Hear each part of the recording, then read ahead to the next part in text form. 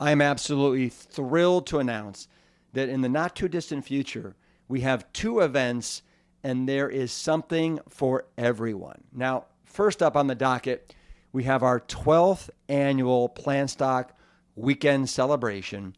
This is going to be a virtual event and it is incredibly affordable. I hope that you'll join us. We have Dr. Michael Greger speaking to us all about his new book, How Not to Age.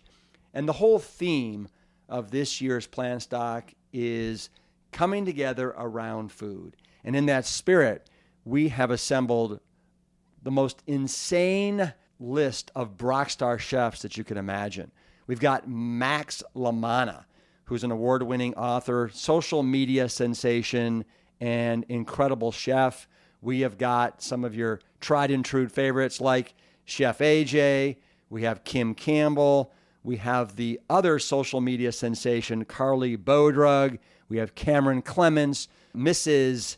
Plant-Based on a Budget, Tony Akamoto, the incredible registered dietitian, Desiree Nielsen, Kiki Nelson, Shane Martin, Jackie Ackerberg, Janet Verney. The list goes on. And of course, Jane and Ann Esselstyn and my father. Now, the other event that we have coming up in October, from October 9th to the 14th, it is our live Sedona retreat. It's a life-changing event. Highly recommend that anyone looking to take a deep dive with 80 to 90 other people in this very remote location in the austere Red Rock Mountains outside Sedona, Arizona. You do not want to miss this. We've been putting these on now for close to 13 years, and this Sedona retreat is one of my absolute favorites.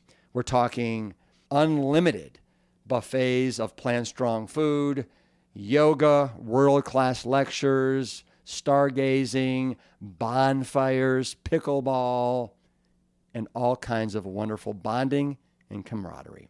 All right, I hope to see you at either or both in the not too distant future. Whether it's Plant Stock or whether it's Sedona, for either one, simply go to plantstrong.com and then click on either 12th Annual Plant Stock or Sedona Retreat 2023. And I hope to see you at either or both. You can't go wrong. I'm Rip Esselstyn, and welcome to the Plant Strong podcast. The mission at Plant Strong is to further the advancement of all things within the plant-based movement. We advocate for the scientifically proven benefits of plant-based living and envision a world that universally understands, promotes, and prescribes plants as a solution to empowering your health, enhancing your performance, restoring the environment, and becoming better guardians to the animals we share this planet with. We welcome you wherever you are on your Plant Strong journey, and I hope that you enjoy the show. This week's episode of the Plant Strong podcast is about going all in on your passions. Dr. Sandra Musial is board certified in pediatrics and obesity medicine and was in private practice for over 13 years in lovely Providence, Rhode Island. She also taught at Brown University for 11 years until 2021 when she decided to give up private practice, break out of her comfort zone, and go all in with what she loves most, which is helping people transition to a whole food plant-based lifestyle.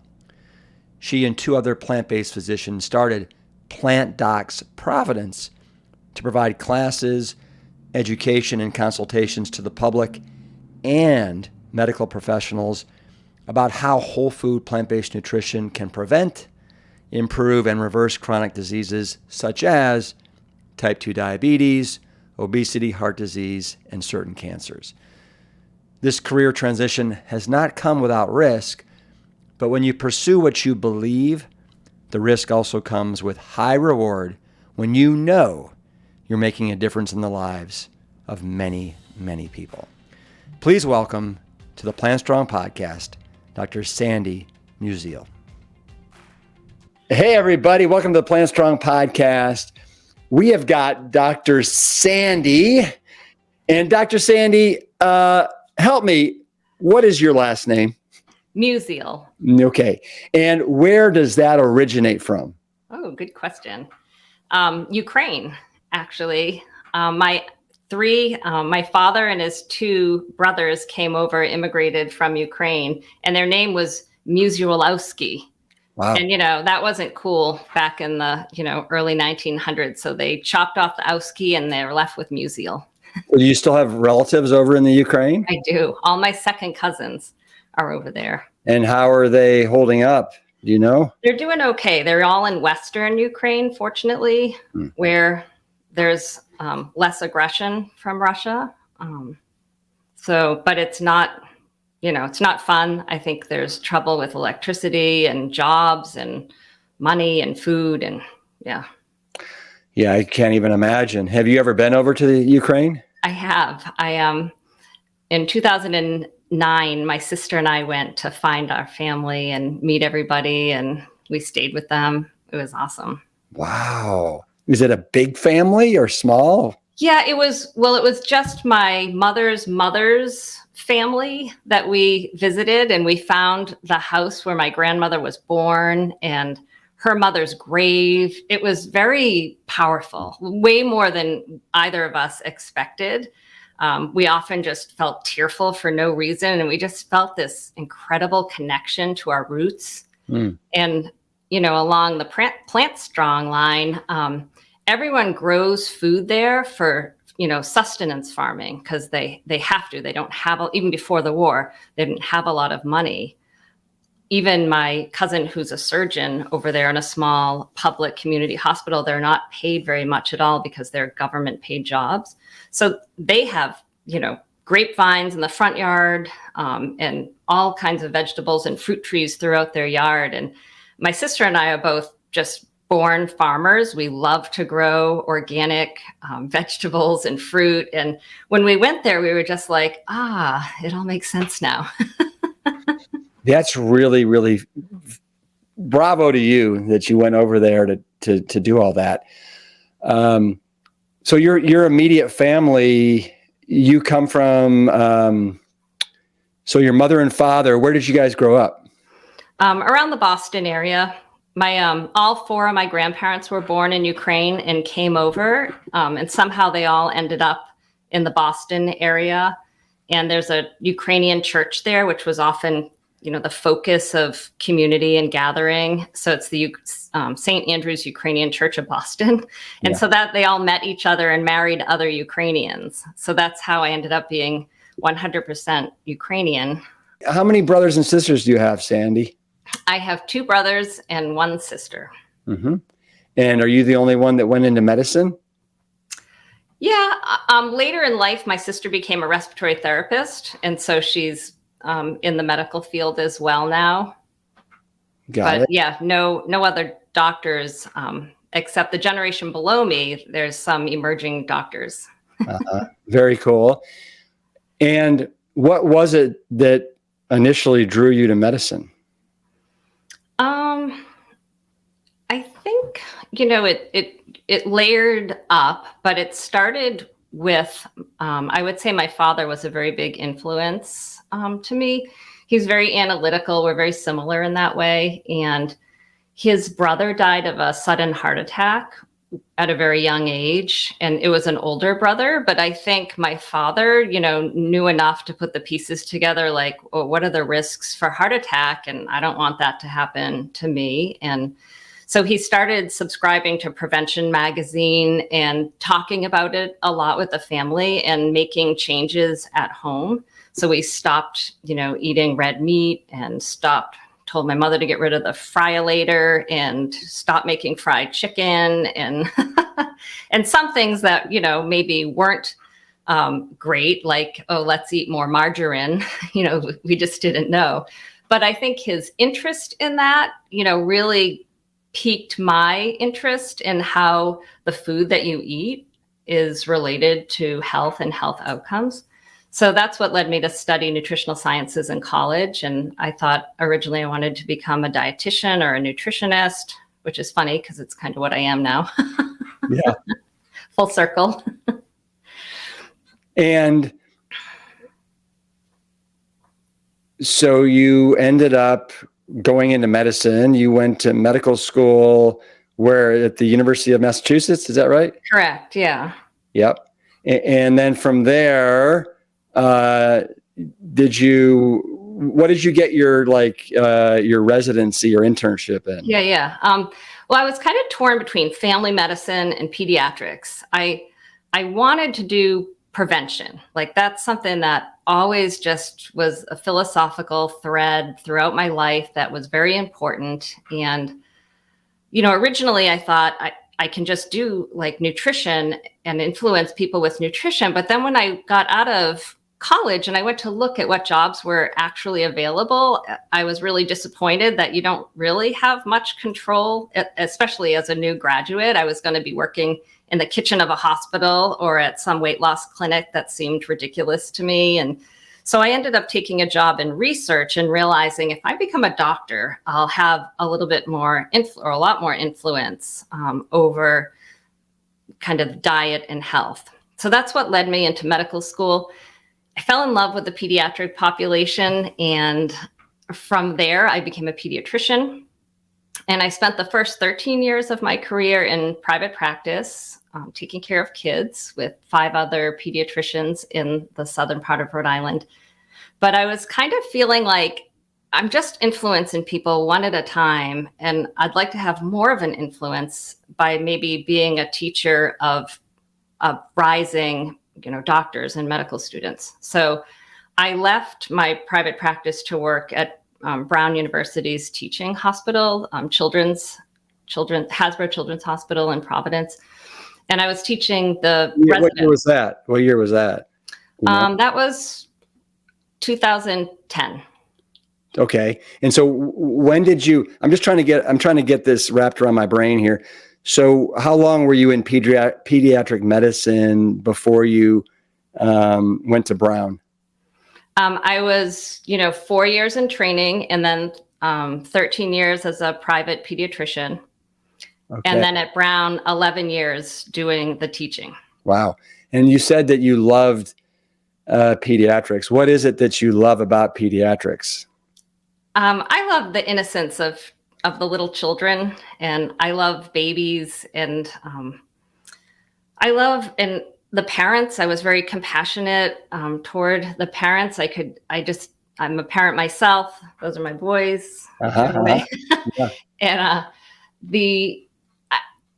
I could just understand the concern and the pain and what parents are going through, and I loved holding their hands and helping them navigate parenthood and even the little challenges of mild illnesses in children. I never got tired of talking about discipline and potty training and breastfeeding. So I loved all that, and I really missed leaving it, but I just wanted another chapter in my life professionally. Yeah. So in those first couple decade or so, was there one thing that you saw more than any other as a pediatric practitioner? I mean, I think childcare is kind of the bread and butter of pediatrics, seeing kids for their well visits. And you see babies more than older kids, because older kids come in once a year and babies come in all the time. Yeah. So I loved that. But as far as pathology, it was, the ear infections, asthma were probably the most common pathological conditions that we took care of. Yeah. And looking back on it, is it fair to say that a lot of these ear infections may have been contributed to by dairy? And yeah, it's possible. It's hard to know. It was a really, fascinating time. I was kind of struggling, at the same time that I was doing this and seeing, it starts to get a little repetitious, when you're seeing the same thing over and over again. But at the same time, one of the moms who was a very educated, she was a pediatric intensive care unit nurse, and had 2 children that she was bringing to me. And she asked me if I had read the China study, and that her doctor had told her to read it and that she should stop giving her children milk.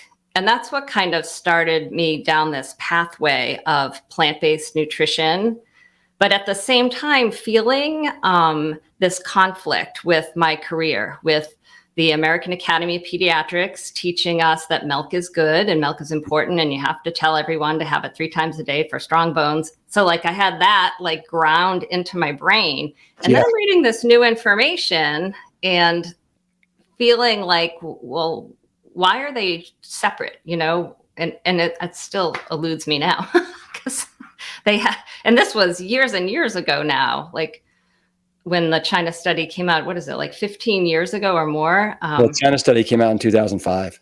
Yeah. And so that started me down this path of, I already had this, you know, interest in nutrition and I had studied it as an undergraduate. So I just started seeing the movies and watching and reading the books, kind of like anyone else, doctor or not doctor. That's where I was getting this new information and the studies that were coming out. And I just felt like, I really want to do this. This is very interesting. And I gave the book, the China study, to my brother. This is, you know, I'm still working along as a pediatrician, but I'm starting to educate the adults around me about this. And my brother's 8 years older than me, and he had high blood pressure and high cholesterol, was about 50 pounds overweight, living in Colorado, kind of meat and potatoes, tough guy.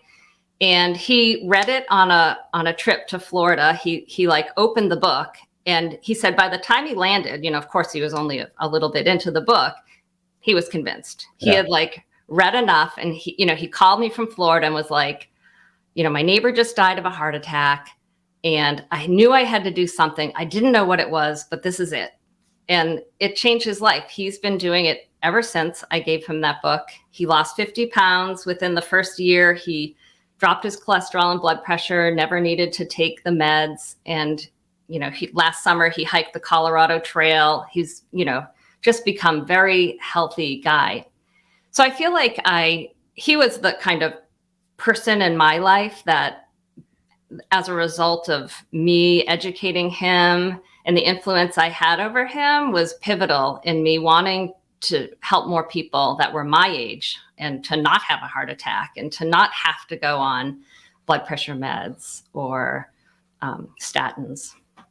Well, I think that says a lot about your relationship with your brother too, that you could say, hey, you should check out this book, and he reads it and he makes these lifestyle changes and it's sticking to this day. That's pretty powerful stuff. Yeah, it was very powerful. And then for you to be able to see firsthand the results of somebody that close to you and what can happen when you know, embrace this lifestyle. Wow.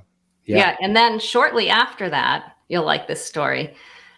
Your dad, Essie, and Colin Campbell, and your mom, that's funny to refer to them like that, did a weekend at Kripalu, which is like this yoga retreat in Western Mass. And I brought my sister, my niece, and my father-in-law. And they were all interested, but not like completely all in or on board. But after that weekend, all 4 of us, you know, it was just so energizing to see the 3 of them with all this amazing data and influence. And to me, they were like, you know, it's not just a fad or, you know, some book. This was like medical data that they were sharing. And I felt like this is, you know, well credentialed and valid. And my father-in-law has been doing it. All of us have been, you know, eating really healthy ever since. But my father-in-law has like reversed aged since that weekend. He's turning 80 next year and he just looks, no, I'm sorry. He's turning 90 next year and he looks like 70 something. It's incredible. And he's a big fan. Well, yeah, it's nice when you can reverse the aging process. That's something that we all would like, I think. So this is so super exciting. The China study. And so did you read that like the year it came out, or was it introduced to you a couple of years later? I think it was a couple of years later when that patient told me about it. And And then because I thought she was talking about some kind of research paper, which I didn't realize it was a book. And then when I finally like figured it all out and it was coming at me from like different directions, I kept hearing about it. I'm like, I got to read this book. And yeah, that was the pivotal book for me. Yep. No, so many people, the China study was kind of the gateway book into the lifestyle for sure. Yeah. So, and so you're at Brown doing something there. Tell me what, and you were there until what, 2020, 2021? 21. And what was it? Was it there that you started a kind of obesity clinic? Yeah. So being there, I wanted to do more with nutrition. So I did a lot of nutrition education and making materials for the residents and the medical students. And obviously pediatric obesity is becoming and has been becoming a big epidemic. And I just felt like we weren't doing enough to address it, but not just kids who have obesity, but all the children in our clinic are just, they're the inner city, very poor kids eating horrifically nutrient deficient diets. And most of them are getting too much weight, overweight, obese, maybe 40% of the kids in our clinic. So with another colleague of mine, Dr. Corcoran, we both got board certified in obesity medicine and started this obesity clinic for children called Health Clinic, Healthy Eating, Active Living through Hasbro. It's a little acronym. And what's Hasbro? What's Hasbro is the name of the children's hospital because the Hasbro toy company is from Rhode Island and they funded a lot of the hospital. So it's named after them. Oh, well, that's a very clever and catchy acronym, Health. Yes. Right. Because we wanted the focus to be on health and wellness, not like your weight. It's about getting healthy. But that training in obesity medicine was mostly an adult specialty in medicine. So I felt like it was giving me, because I was trying to think, how am I going to start treating adults? How can I do this more with adults when I'm a pediatrician? I felt like I picked the wrong profession and I really wanted to help more people like my brother and other people that I had helped that were adults, friends, and family. So it was after that training that I realized I can work with adults now because I have this board certification in obesity medicine. And it's not like I'm doing hospital medicine, I'm doing nutrition education. Yeah. So I want to get to where you are today, but before we do, I still want to dig in a little bit with this obesity medicine that you started. So did you say that almost 40% of the children that were coming in were kind of overweight or obese? Mm-hmm. Is that right? So almost 50%. And what is your definition of somebody that's a child that you were seeing as a pediatric practitioner? What's the age range? Well, the kids in the whole clinic are birth to 18, but in the obesity clinic, we would start seeing them at 3. 3 to 18. And so a 3-year-old comes to you and you can they're overweight at 3. Right. So we, in all of pediatrics, we track weights, heights, and head circumferences, and we do it as percentiles. The BMI is we define obesity and overweight as a percentile of kind of what a healthy weight is. So anything from the 85th to the 95th percentile is considered overweight in children, and anything over the 95th percentile is considered obesity. It's a medical definition. Yeah. And so if somebody was to come to you because you started this obesity clinic, mm-hmm. you're just seeing basically obese pediatric patients all day long. Rough. Is that accurate? Well, I wore several hats. So I worked in an urgent care, like with sick children, and the residents would see the sick patients and then they would come, we call it precept. They would come to us and we would precept them, like, hear the case, double check the exam, help them learn which antibiotics or what the appropriate treatment is, what the education is.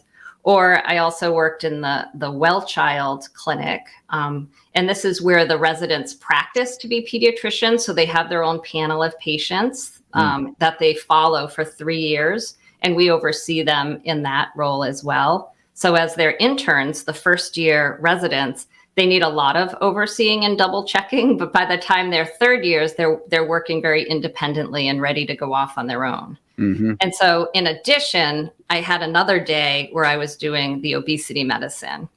And it would be the children from these other clinics that would get referred by the residents to work to be seen in the obesity clinic. Got it. And were you able to have success? Because I would imagine that the parents would be there with the mother or the father or both with the child. And then are you trying to say, listen, it's just really as simple as, eating these foods? Could you get any traction or buy-in? It was variable. So there were some people that were unaware that their children were an unhealthy weight and hadn't paid it much attention. And when you bring it to their attention and you kind of go over what a healthy diet is, like, is your child getting 5 fruits and vegetables every day? And you go through their diet and realize they're getting 0 to 1 a day.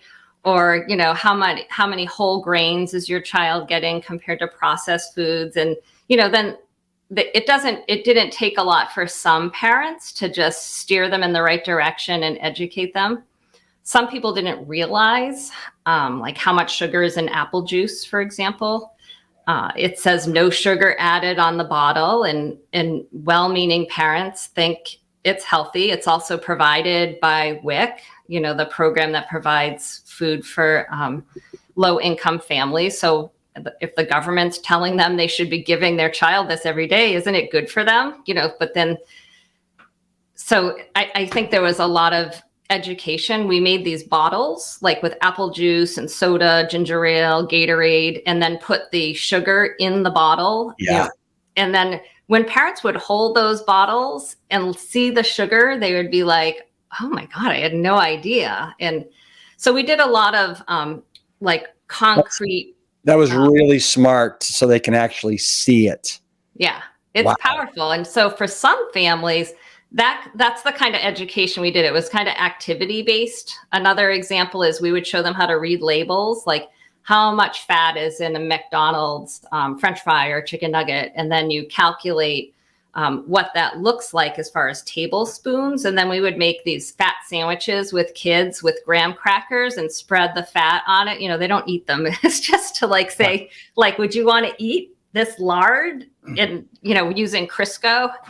So that was. So give me an example of for example, I don't know, a Burger King Whopper. Do you know how many teaspoons or tablespoons of lard you would be putting on a cracker? Can you remember?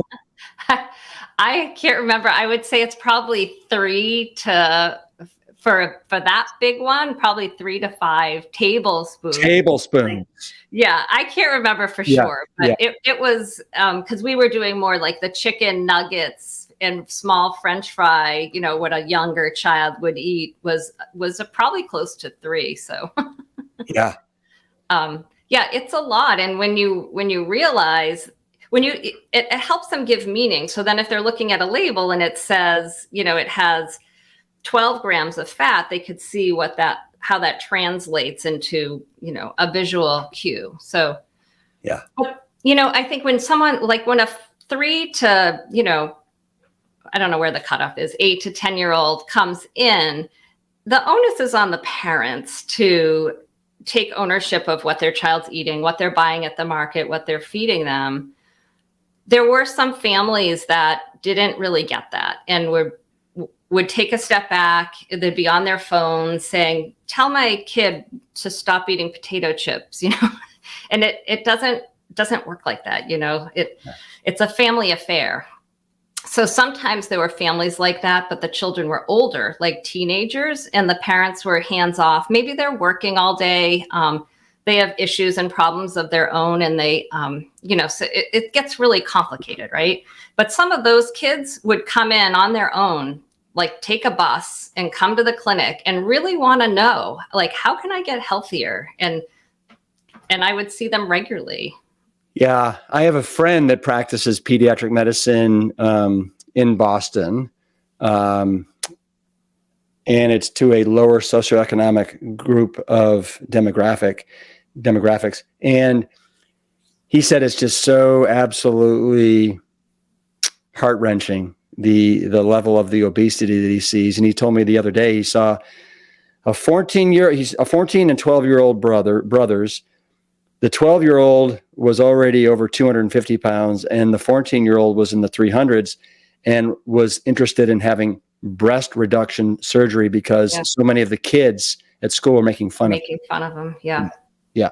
I'm just like, oh, that is just so painful. Yeah. And then there's the children that have fatty liver disease, type 2 diabetes, high cholesterol. These should be adult diseases, or they shouldn't even be anyone's diseases, right? But I think that sometimes was a motivating factor for families when they realized their child, that was a big motivator when they realized that there's these comorbidities that go along with having excess weight, and it's reversible. Like, that, get me on board. Let's try to fix this. You mentioned the non-alcoholic fatty liver disease.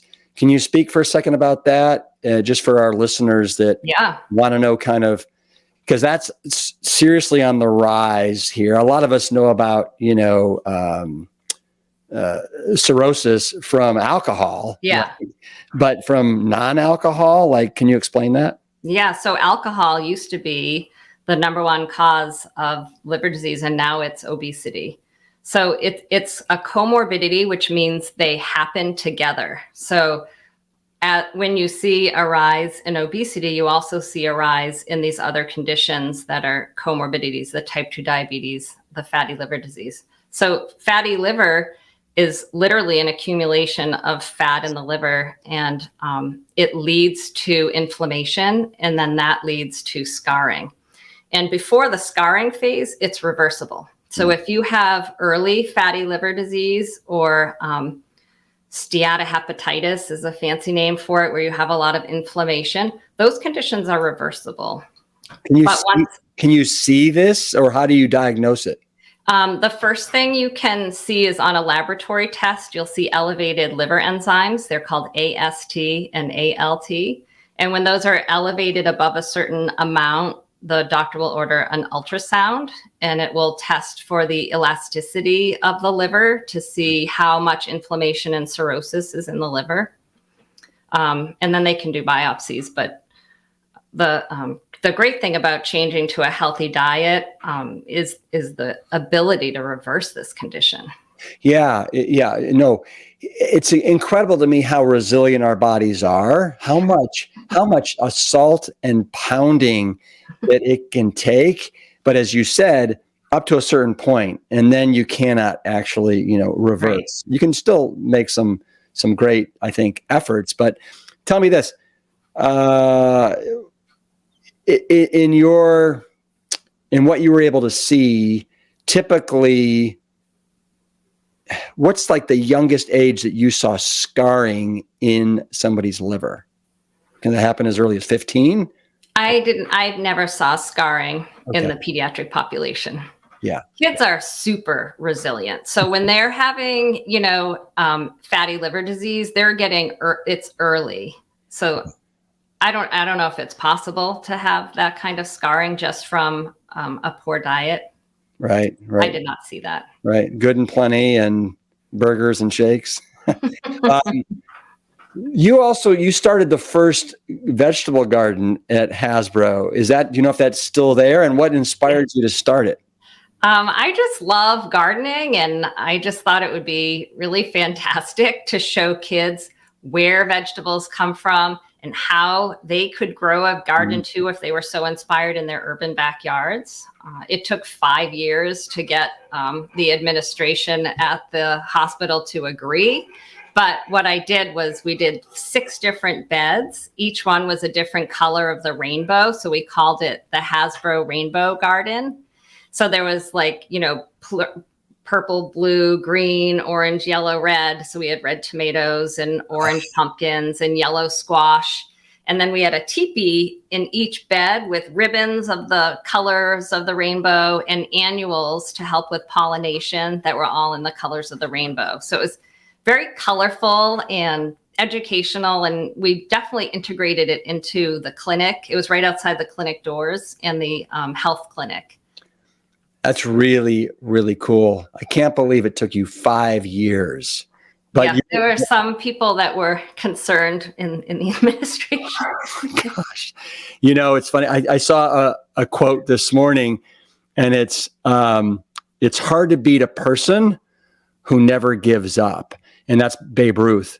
So way to go on never giving up. It kind of reminds me of one of my favorite movies is The Shawshank Redemption, where he keeps sending a letter to the warden because he wants to put a library in the prison, and finally he grants him permission. So, yeah, reminds me of your garden. Thanks. So you mentioned you love gardening. You also love yoga. How long have you been doing yoga?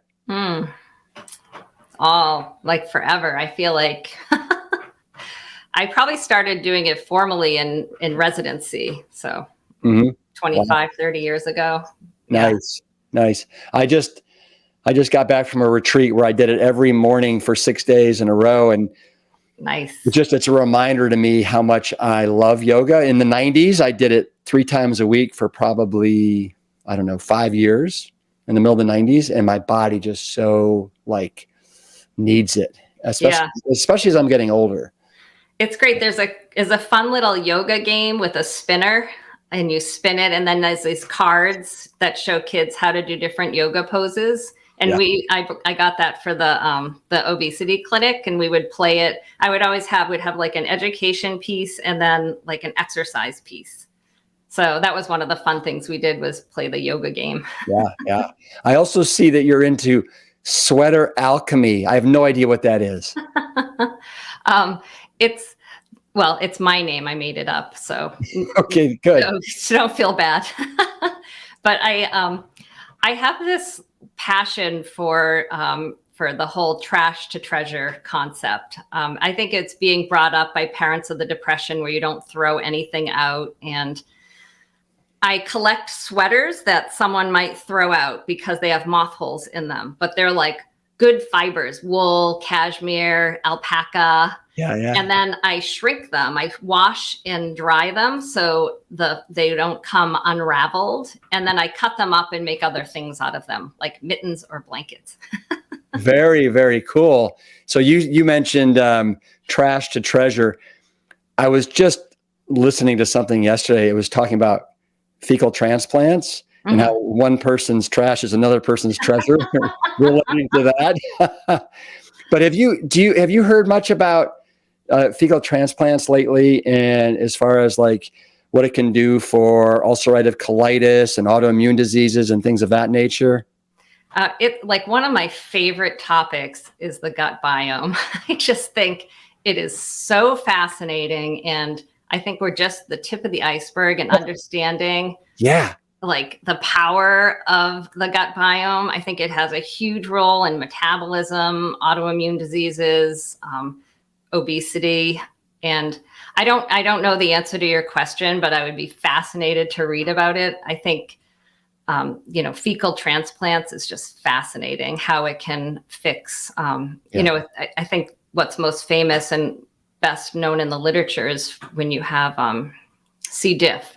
Yes. It's like an overgrowth of this bad kind of bacteria in your gut. And you have to use these super powerful antibiotics, which is why it happens to begin with, right? You go on antibiotics, it kills your good bacteria. The C. diff overgrows out of control. Then you have to use a more powerful antibiotic, and it's developing all this resistance. So some people die of this because they can't kill off the bad bacteria. So then they end up getting a fecal transplant with someone's good bacteria, and it just fixes it overnight. It's fascinating. No, it's remarkable. Because I'm ignorant with this topic, and I don't want to go too deep into it. But how do you do a fecal transplant? Is it oral? Is it rectal? Do you have any idea? I I think it's oral, but I think they're like capsules Yeah. that don't open until they're in the gut, but I really don't know. Yeah. Yeah. I don't think that's how they used to do it. I think it used to be more, I don't know, up the butt, but I don't Right. I Well, think it's gotten more sophisticated. well, if they're looking for somebody that's got a healthy microbiome and healthy stools, I think we need to sign up somewhere for people that need that need need our trash, which will be their treasure. Well, one thing I do like to teach our participants is you can change your gut bacteria. It shifts as you change your diet. So what you eat feeds your bacteria. So if you're eating a bunch of stuff with preservatives and like ultra processed foods, it makes sense that's going to kill off a lot of the good bacteria, and only a few strains of this more unhealthy bacteria will grow. But if you feed yourself all kinds of diverse fruits and vegetables and fermented foods, then you're giving your gut like a lot of different kinds of bacteria, and you're feeding the good ones that will grow more and be favorable to your health. It's fascinating. It is. And I've had Dr. Will Bolshewitz on the podcast. I've had Dr. Robin Shutkan. So, both gastroenterologists that 15 years ago didn't even really weren't talking about this. And as you said, we literally are, I think, just scratching the surface when it comes to the microbiome and the trillions and trillions and trillions of bacteria that we can cultivate there that can really help raise our health. I want to transition right now. I'm going to start with this quote that's actually on your Plant Docs website. And it's, the food that you eat can either be the safest, most powerful form of medicine or the slowest form of poison. That's Ann Wigmore. So you, during the pandemic, was it 2021, you decided you were going to unhinge yourself from kind of traditional medicine and start your own Plant Docs Providence with yourself and two other physicians. Tell me about that and what's going on with it. Yeah, I love that quote. We start every program with that quote. And it literally defines what I do now. But in 2019, I met up with Kim Anderson, who's the owner of and co-founder and creator of Plant City, which is a whole food, plant-based food hall in Providence, Rhode Island. And she had this idea to start, to have, they have like Plant City Cellar. So there's all kinds of programs in the cellar space. They have documentary showings and cooking classes. And she suggested I could do some kind of a jumpstart where we took a group of people, taught them how to eat whole food, plant-based, no oil, grab labs before and after to really show people the impact that it can have. And I love the idea. So I kind of got together this business called Plant Docs. And this was in 2019 when Plant City opened. And so we were all doing it as like a side thing. But all of us, we were all like, this is like the most rewarding thing we've ever done in our career. In like one short month, we're changing these people's lives, and we're not prescribing drugs or, surgery. We're just showing them how to eat healthy and seeing these kind of miraculous turnarounds in health. And some of them are like the type 2 diabetes and prediabetes, that stuff. It's amazing how the cells just start working when you stop giving, animal fat and animal protein and all the oils, and you start eating all these nourishing foods.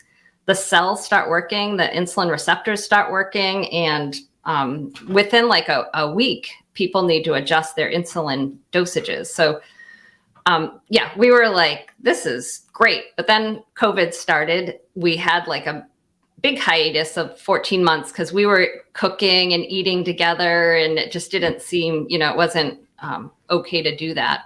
So when we started up again, we created a hybrid program based on, social spacing and mask wearing.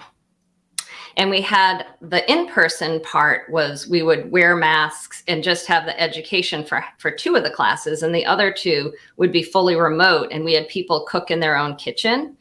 I would send out the ingredients, and we would cook with them and show them how to cook. And we would make a breakfast, lunch, and a dinner together. And the feedback we got was that they liked that better. People were empowered they had to go out and buy these ingredients. They weren't just watching us do it and then eating it. So we ended up keeping that model. And then, it was in 2021 that I decided, I just want to do this. This is really where my heart lies. And I gave my notice and left my job halfway through 21, kind of when the residents switch in June. So I finished off one class, and then I just dove right into this. I did this, Harvard has this great culinary coaching class, chef coaching. So I thought, okay, I'm going to learn a little more professional how to teach. I'm not a chef, but how to teach culinary nutrition and cooking. And I've just been running with it ever since. Is that course that you did with Harvard, is it plant centric or animal centric? It's Mediterranean centric. So it was mostly, I think most of the recipes were plant-based. They weren't oil-free. I don't think there was any chicken or fish, actually. Mm-hmm. It was mostly bean, legumes, fennel, lemon soup. It was very good. Yeah. Good. Yeah.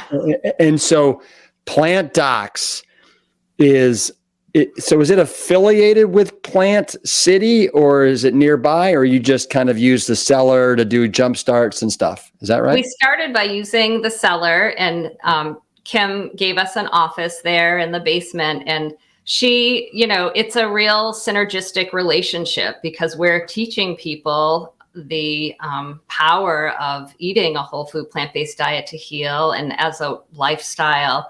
And she's providing this restaurant with 4 different, restaurants in a marketplace. So after the pandemic, I think she loves having us there and we love being there. So I still have an office there and I run the in-person programs there, but we offer all of our programs are now with the option to be fully remote because we have people from all over the country participating in our jumpstarts. Wow. So every time that we have a jumpstart, 20 spaces are remote, fully remote, and 20 spaces are for people who want to come into Plant City. Why do you limit the remote to 20? Because we're ordering labs before and after, and I thought it might be too overwhelming to follow everything. It's very concierge-y. So people email me and call me whenever they want to during the program. They'll send me texts from the supermarket, like, what do you think of this product? And that's what I want, everyone to be successful. And if I have too many people, I worry that it's going to lose that, that kind of attention. Well, that's remarkable. That's really high touch, lots of attention. You get great results with that. So yeah, way to be with that. And the other two docs that are part of Plant Docs, what are their backgrounds? They're both family physicians. Uh-huh. And they both went to a lifestyle medicine conference. That's a number of years ago. That's how they got introduced to the power of kind of whole food plant-based eating. And so they joined me in the very beginning.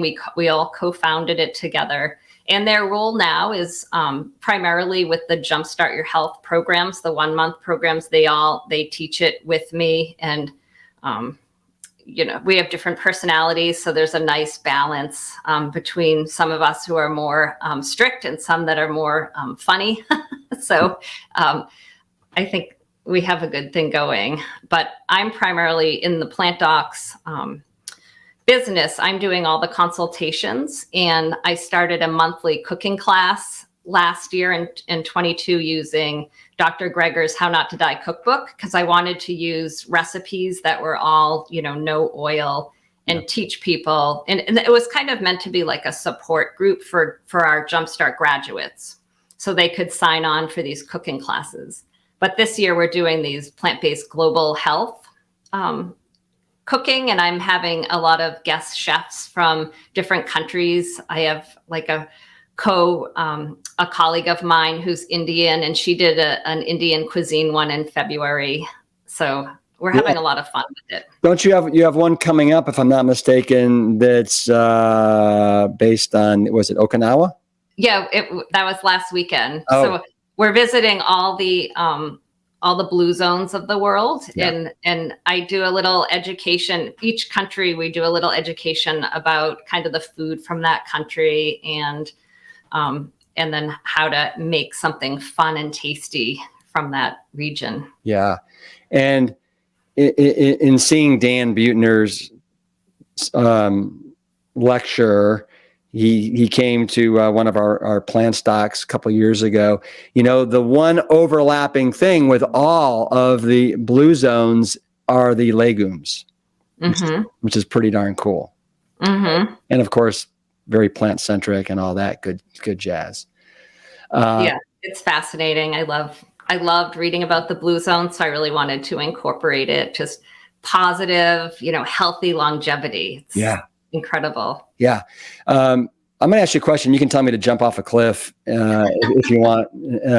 But I'm just wondering, based upon what you were doing with traditional medicine, and probably I would imagine the salary that you were making, are you able to make a living as a plant-based doctor? Not yet. I'm at. Not at all. And when we first started it was like a side gig. So we were just kind of running a couple of jumpstarts here and there. Then there was COVID. So then I've been doing it now for almost 2 years. And, I haven't figured out how to make a living.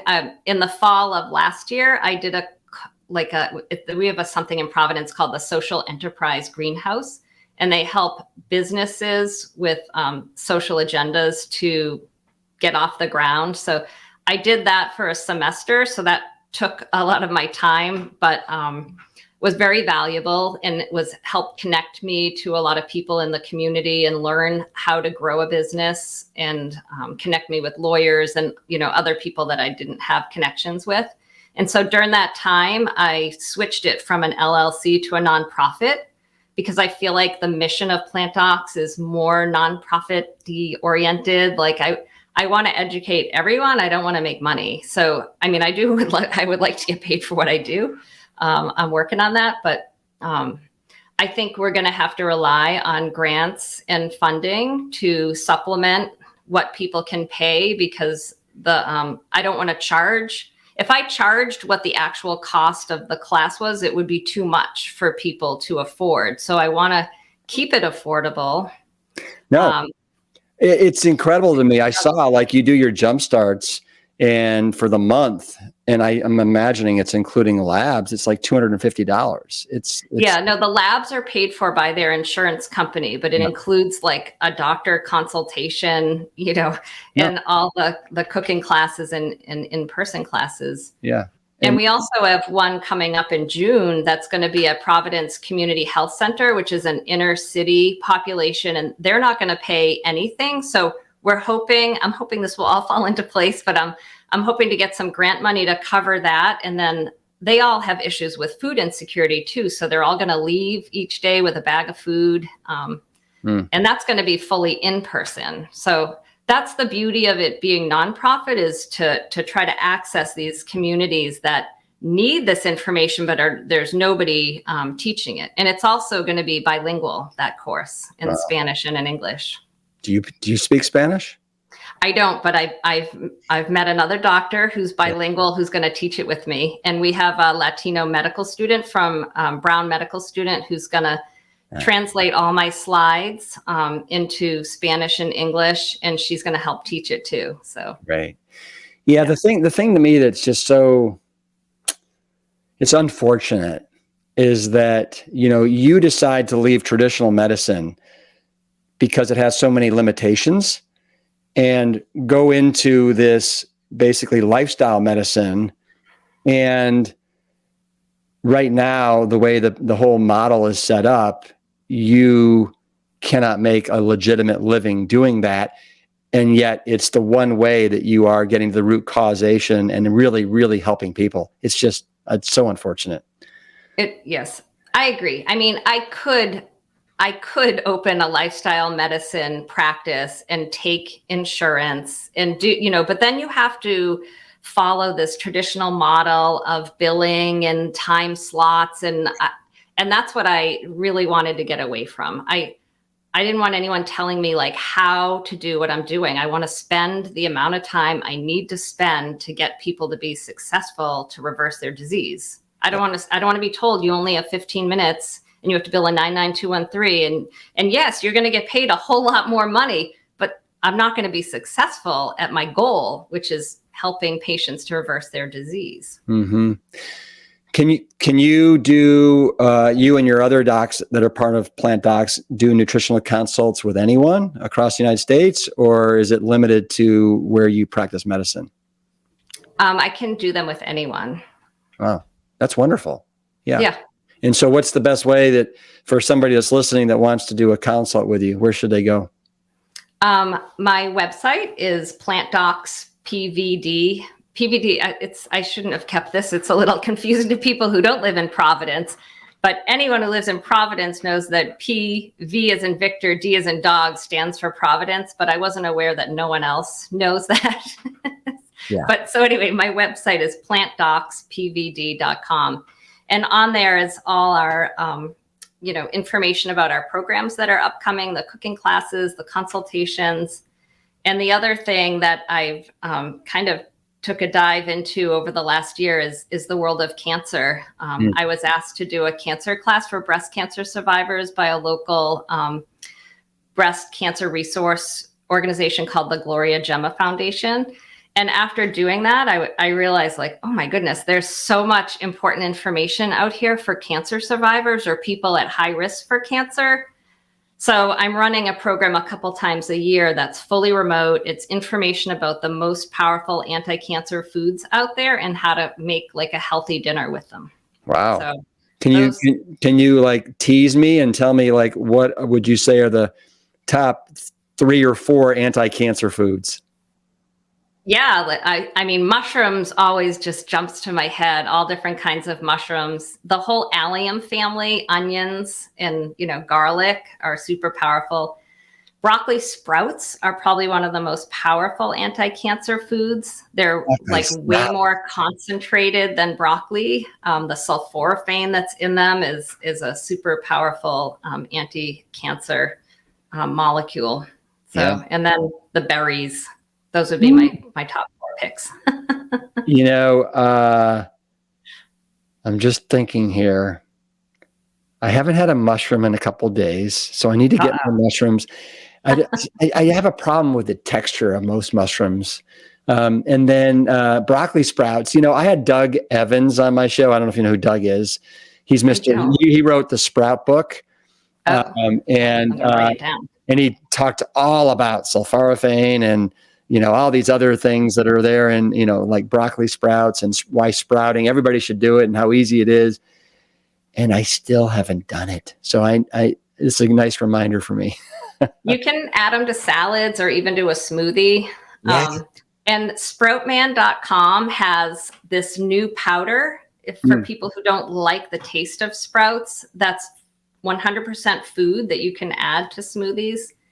And while we're on that topic, mushroom powder, if you hate mushrooms, you can buy like real food mushroom powder. I actually have it every morning in my coffee. I know a lot of people think it's weird, but it's called mud water. That's great. And I just love it. I put it in my coffee with my frothed oat milk and my turmeric powder. Do you know what kind of mushrooms this mushroom powder comes from? There's like 4 or 5. There's reishi mushrooms, cordyceps, lion mane. They have a whole bunch in there. Oh, now you're talking my language. Rishis and lion's manes? Holy Toledo. What do you during the day? Do you snack? And if so, what do you like to snack on?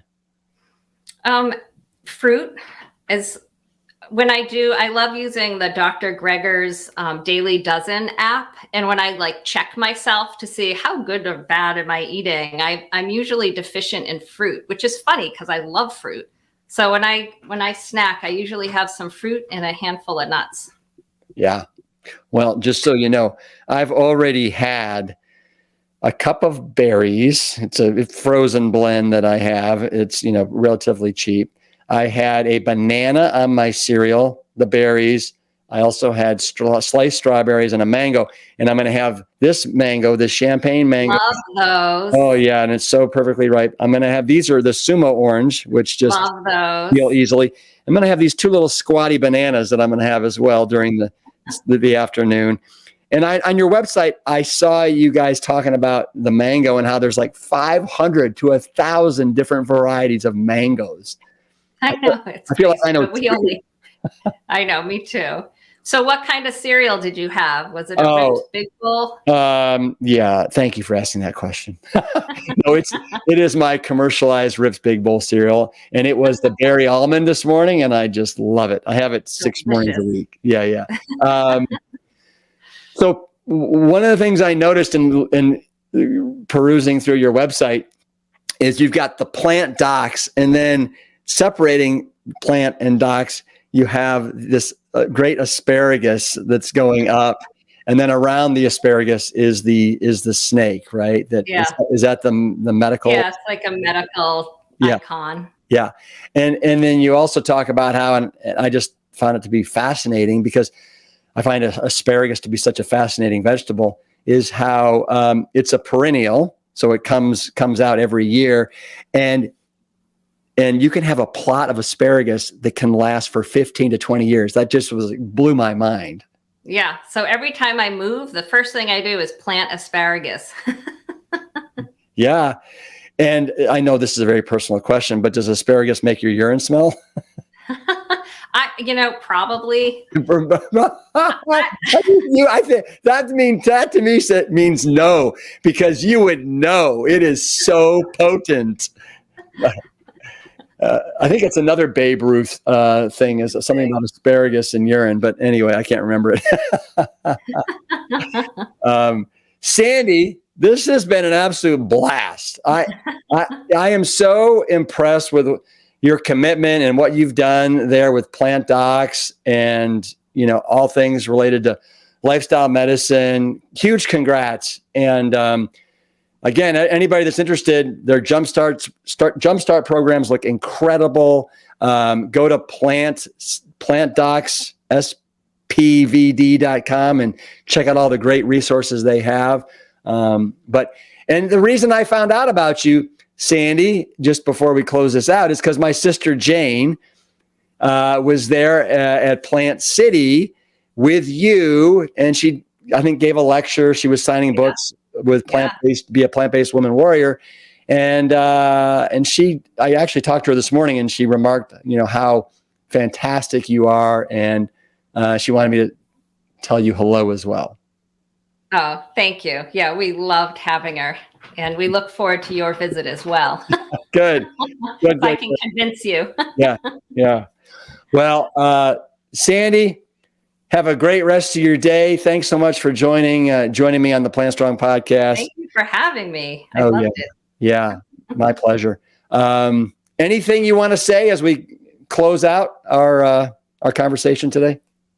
My one thing I always want to just reiterate is I want people to know that some of these conditions are reversible. These chronic conditions are reversible by changing your diet. And I think a lot of people think like once they're on medication, that's it, and they're going to be on it for life. But it's possible to get off these statins and high blood pressure meds by changing your diet and working with your doctor to kind of move in that direction away from meds.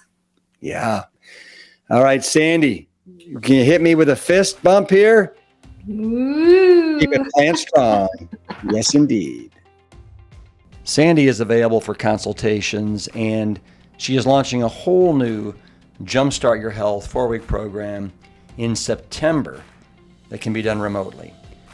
As Sandy likes to say, you have a choice to have a daily rebirth of sorts and it's never too late to build a whole new you. The good news, she and all of us here at Plan Strong are here to help. We'll be sure to link to Sandy's website in the show notes of this episode. Thanks so much for listening and sharing the Plan Strong podcast. Thank you for listening to the Plan Strong podcast. You can support the show by taking a quick minute to follow us wherever you listen to your favorite podcasts. Leaving us a positive review and sharing the show with your network is another great way to help us reach as many people as possible with the exciting news about plants. Thank you in advance for your support. It means everything. The Plant Strong podcast team includes Carrie Barrett, Lori Kordowich, Amy Mackey, Patrick Gavin, and Wade Clark. This season is dedicated to all of those courageous truth seekers who weren't afraid to look through the lens with clear vision and hold firm to a higher truth. Most notably, my parents, Dr. Caldwell Esselstyn Jr. and Ann Caldwell Esselstyn. Thanks for listening.